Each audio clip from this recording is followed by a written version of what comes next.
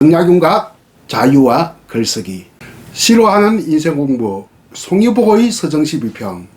안녕하십니까, 송희복입니다. 오늘은 정약용 선생의 장시 중에서 핵심만 따와서 14자 시를 공부하겠습니다. 그러면 먼저 짧은 시 들어보시죠. 정약용의 14자시. 송풍루 잡시에서 귀양살이 일이 없고 넉넉히 놀지 못해도 자나깨나 노래하거나 말하거나 자유로웠네. 상거무사 불우유 오매 가언 득 자유.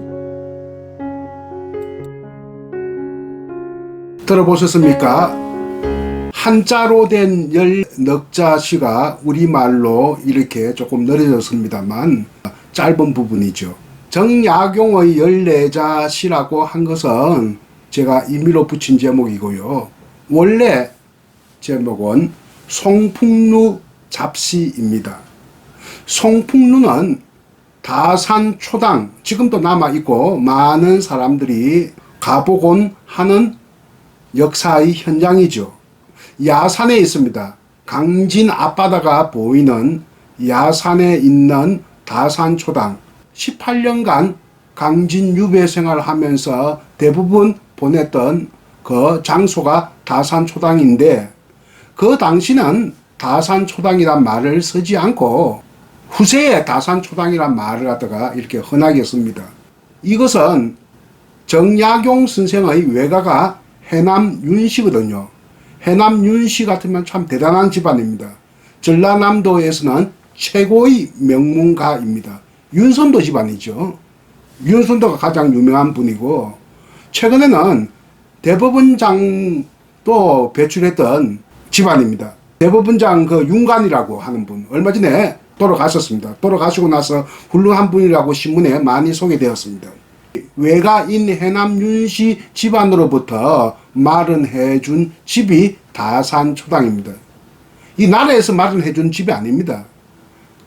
너는 강진에서 머물러라 하면 강진을 벗어날 수가 없어요.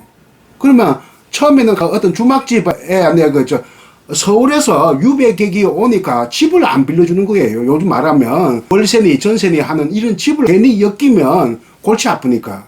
그래서 강진 업성 안에 어떤 할머니가 운영하는 주막집 그 뒤채에 살다가 이렇게 마련해 준 겁니다. 외가 집안에서 마련해 준 다산초당. 대부분 여기에서 보냈는데 방이 두 칸이 있어요. 동쪽을 동암이라고 하고, 암자 할 때 암자.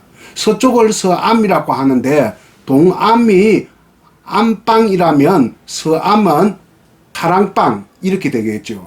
또 동암이 거실이라고 하면 서암은 강의실입니다. 그러니까 자기가 먹고 자고 하는 방이 동암입니다. 이 동암을 송풍루라고 해요.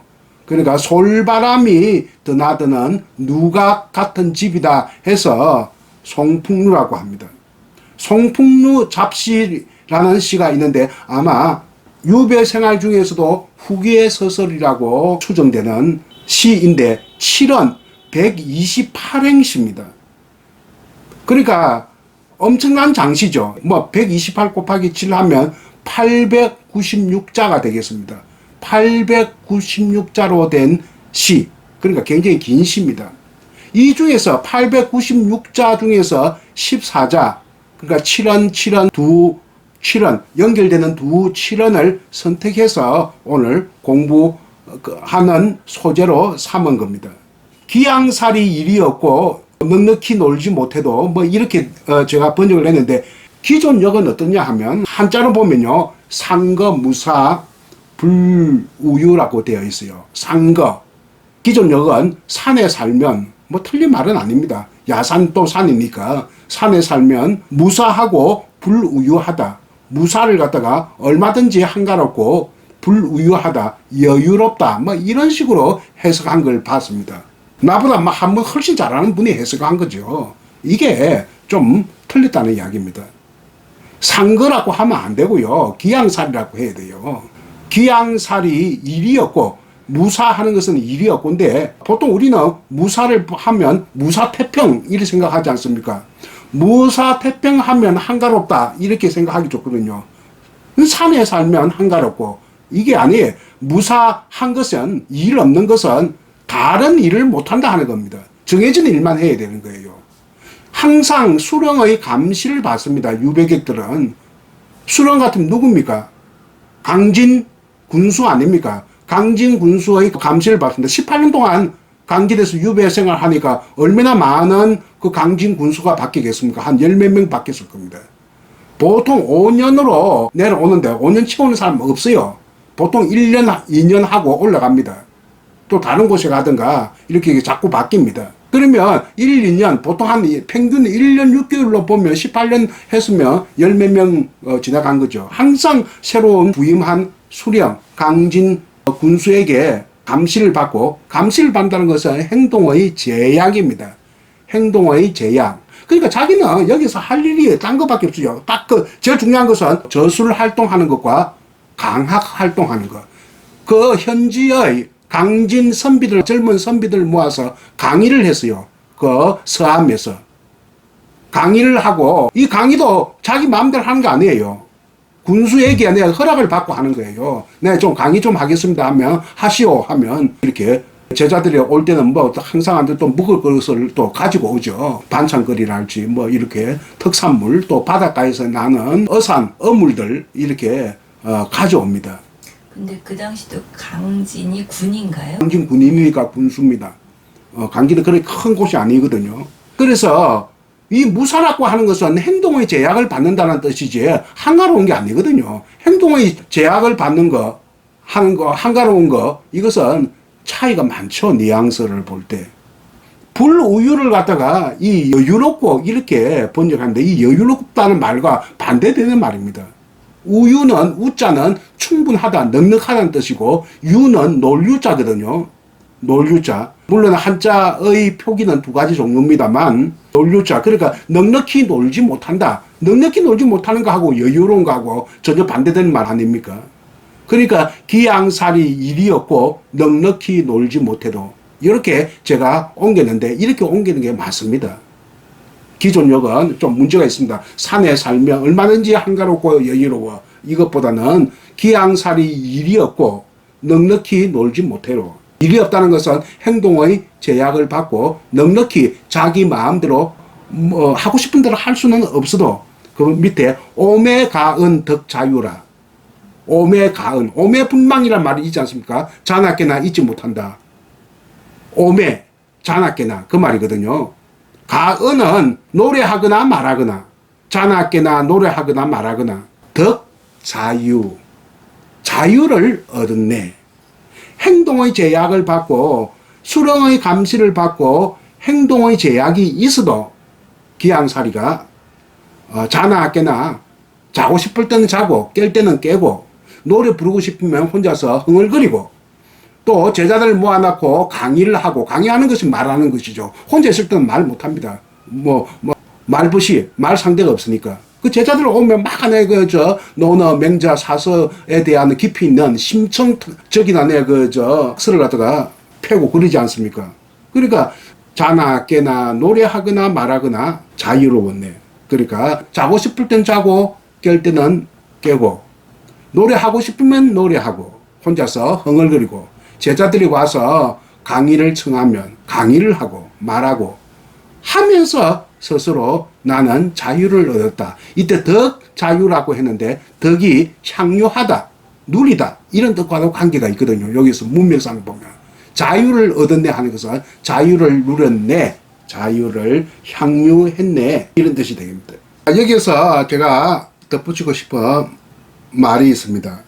이 자유란 말은 우리가 알기로는 19세기 일본 지식인들이 외국어, 특히 영어, 서양의 언어를 번역하는 과정에서 엄청나게 많은 서양의 용어를 일본 지식인들이 많이 번역했거든요. 소사이어티 하면 사회, 그 사직, 그러니까 토지의 신이 점지해준 그 공간에 사람들이 모여서 생활하는 거, 모일해자, 그래서 사회라는 말을 갖다가 이렇게 만들었고요.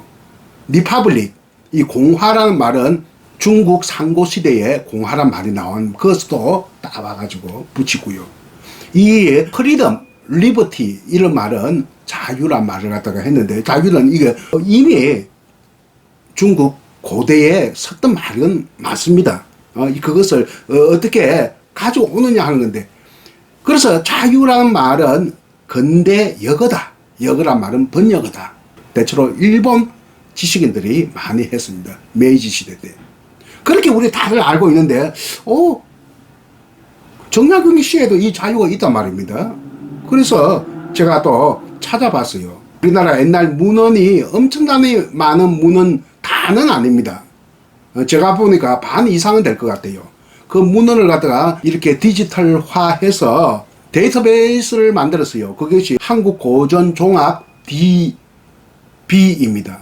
거기에 들어가서 자유를 하니까 무려 206종이 나오더라는 이야기입니다. 우리 전통 사회에서, 그러니까 근대 이전에 정근대 시대에 무려 자유라고 하는 단어가 우리 문헌에, 우리나라 선비들의 문헌에 206종이 나오는 것을 내가 확인하고, 이게 반드시 일본 지식인들이 번역한 것을 우리가 받아들인 것은 아니구나 하는 것을 생각했습니다.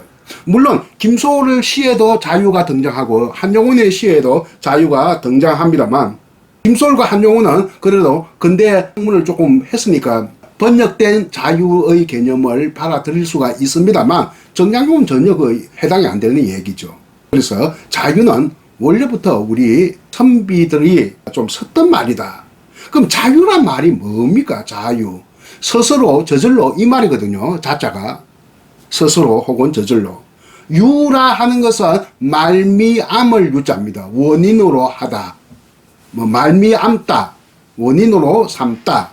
그러니까 스스로, 내 스스로 원인으로 삼다. 이것이 자유입니다. 이 말을 쉽게 이야기하면 내 탓이요. 내 탓하는 것이 자유다.